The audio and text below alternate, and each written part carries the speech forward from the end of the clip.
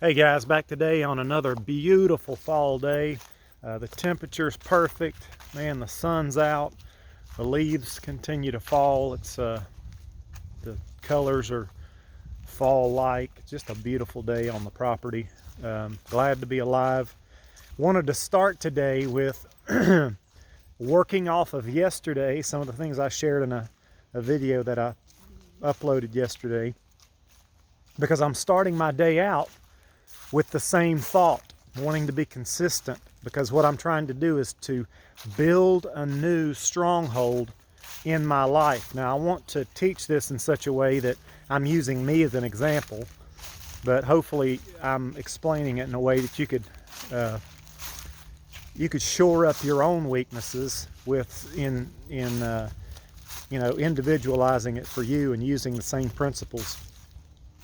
Practice some of the stuff. But I'm trying to talk about how strongholds are formed, and then how strongholds are deconstructed, and you construct new ones. And in my own personal life, the example I've been utilizing is that personally, I am not a person who has a lot of confidence that's just there. Some people do and some people don't. I think either our pride is inverted or it's extroverted. And when your pride is inverted, like mine is, I still struggle with putting me at the center of everything, but it's usually in a negative light. And so I'm stuck on me, but I see everything that's wrong with me instead of what's right with me, and that makes me want to draw back from engaging life as opposed to really going for it. Now, some people, their ego strength is extroverted. They project themselves into situations into a positive light, and so they tend to go for it. The point is that your emotional state that you live in most of the time is either positive about you being involved and showing up and engaging the world, or it's negative. And according to how you are, that's what you're going to end up doing most of the time. Now, my personal weakness is that I'm negative about me in the world. I don't have a compelling emotional draw to go get involved with all kinds of things. I want to withdraw from it. So I know, though, in my life that I've been called to, just in my job, not only my job, but just at family, as the husband, as the leader. I can't live a life in which I'm not engaging, because my absence can create as much pain as my presence, even if I do it wrong. So either way, you're screwed. You're going to be making a fatal flaw by either showing up and doing it wrong, or by not showing up. So the option is not to back off and not do anything. I've got to show up. I need a good base, healthy level of confidence so that I'll engage life. So I'll show up. And so the people that I'm supposed to be caring for and leading are being cared for and led. And so I probably should have not even said any of that, but I get into too many details. However, I realize I've got to show up more often, and if I were to get myself into a state of confidence more often, I could do better. I'm going to engage more often. And so part of what I've got to do is deconstruct an old stronghold that would be kind of negative in nature, unconfident, and I've got to rebuild it with a more habitual state of confidence so that I will show up and do the things I'm called to do, because that's what life is calling me to. That's what life calls for all of us, to do those things, to be the best you can be, to make an example, to live for others. And so one of the ways I've been attacking this new stronghold was with an affirmation. Affirmations can be very powerful because it's through repetition that we learn. So if we can get a real good, strong, concise statement that really says what we want to do, what we know we need to do, and what we want to do, and we can repeat it, you can build a new stronghold. But it's not just concise language that you need. It's also feeling is the biggest part of it. Feeling. It's also visualization. And again, these are things you do by default. Okay, I'm not making this stuff up. I'm bringing this up because it is the way we are. We don't see in words, we see in images. And so you need to be careful about what words you're thinking all the time. So that's the repetition point, and that's the thought. Secondly, you've got to be thinking about what visualization are your words evoking, because your words are evoking an image. And you need to know what that is, because it needs to be powerful, it needs to be potent, it needs to be positive, solid, helpful, upbuilding, uplifting. And you're in control of this. I've got to take control of this because I'm responsible for this being whose name's Paul David Thompson. I've got to know this stuff so I can take responsibility for it. So clear and concise words. I'm thinking about the images that it's bringing, and then the feeling that's coming with it. The feeling is actually the bigger, the feeling is what leaves a mark. The feeling is the signature of what it is you're trying to do. And so feeling is one of those things from a Christian perspective that we've left off.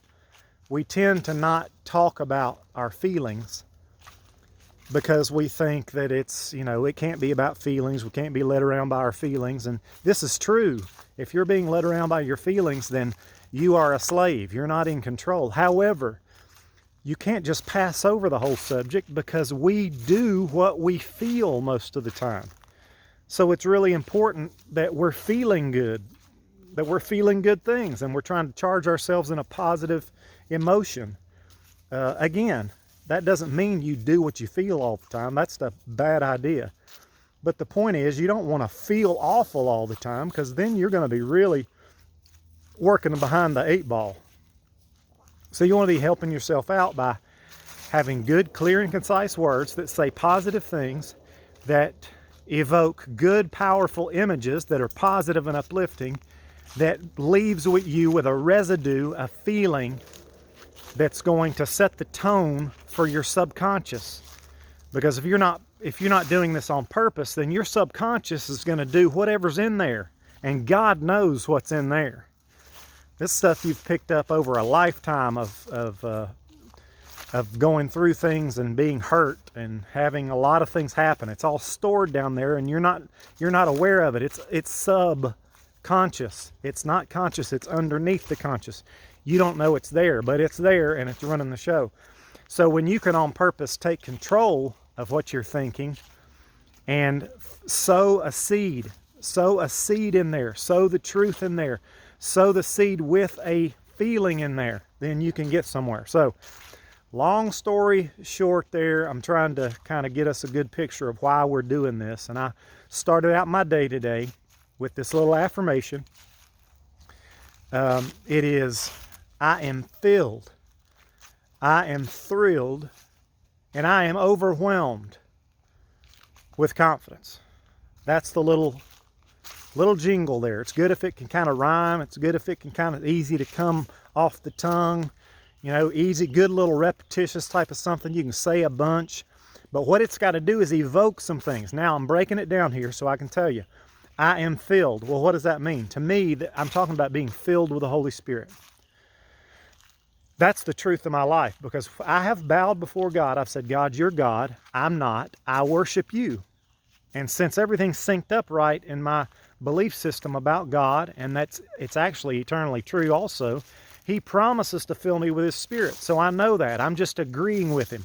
And I am filled. I'm tuning in my subconscious, my entire being, to the fact that I am filled with the Holy Spirit.